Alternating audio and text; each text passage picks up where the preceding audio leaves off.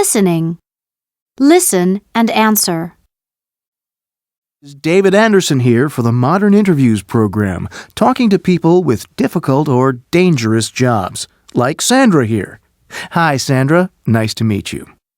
And you, David.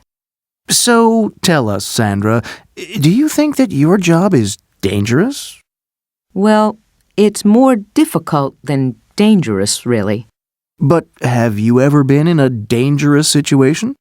Oh, yes, I have, but not very often. I've been in one or two violent situations, but there are always two of us, and we can usually control a situation. If not, we just radio for assistance.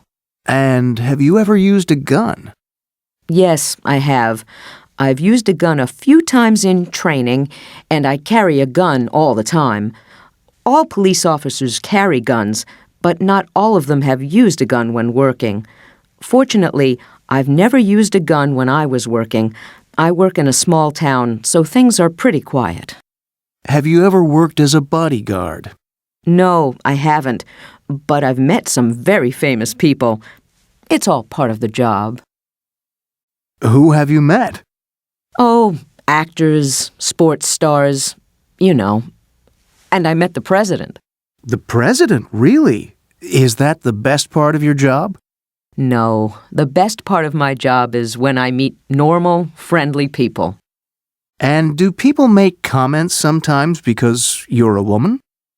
One or two people have made stupid comments, but I think it's a normal job for a woman now. So what's the worst part of the job for you? Baseball games. Baseball games? Why?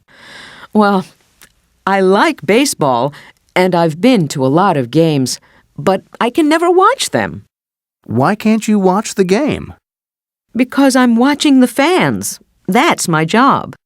Sandra, thanks very much. You're welcome.